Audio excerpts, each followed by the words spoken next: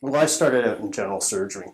And in general surgery, I saw a lot of trauma and I saw a lot of very common conditions like cardiovascular disease. And with traumas, it was often the same story over and over again. It was drinking and driving without a seatbelt.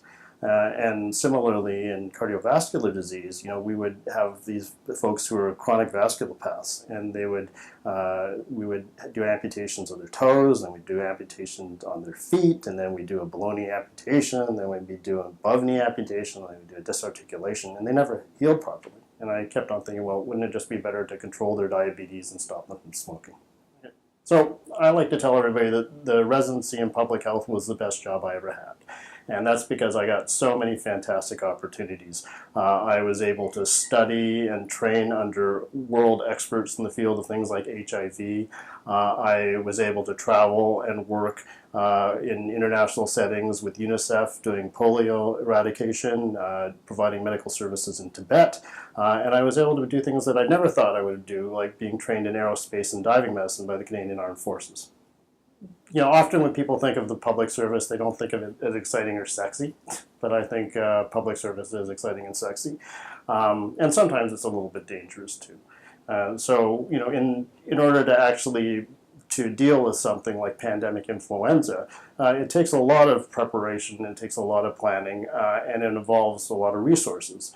So in preparation for pandemic influenza, and we didn't know when it was going to strike or how exactly it was going to happen, there was a lot of research that went into that. There was a lot of policy and resource allocation that had to be planned out before pandemic actually ever arrived in Canada. So in working for the federal government, I was involved with memoranda to cabinet and Treasury Board submissions, getting funding for that.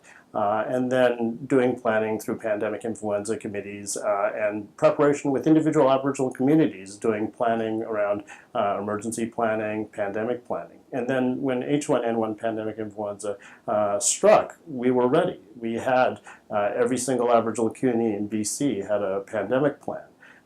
We had Tamiflu stockpiled and distributed to remote and rural communities that were going to have difficulty accessing services during the pandemic season. And we had enormously good results. And you look across Canada for Aboriginal communities, for First Nations communities, First Nations people and Aboriginal people were 7 times more likely to get H1N1 flu. They were 6 times more likely to be hospitalized, and they were 5 times more likely to die than the general Canadian population. And here in BC, the morbidity and mortality was almost spot on that of the general population. So during SARS, we were going on to the ICU and the SARS ward. We had to wear personal protective equipment. We were double gowned, we were double gloved. It was hot and it was uncomfortable, and we were having to interview patients and examine patients wearing this equipment. And there was also an enormous amount of fear because doctors and nurses died of SARS in Toronto. So I remember going in to interview a nurse who had contracted SARS in Sunnybrook with the infectious disease physician. And we were standing 10, 12 feet away at the very back of the room while the infectious disease doc talked to the patient.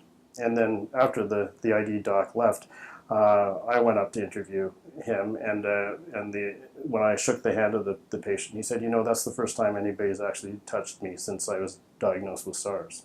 And that really struck me, because it struck me even with other healthcare professionals, how we treat each other as human beings and how we really fear something that's unknown.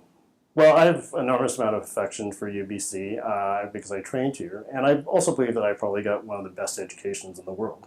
But I also think that UBC and Vancouver and BC represent the future. And if you look around, this is what the future should look like.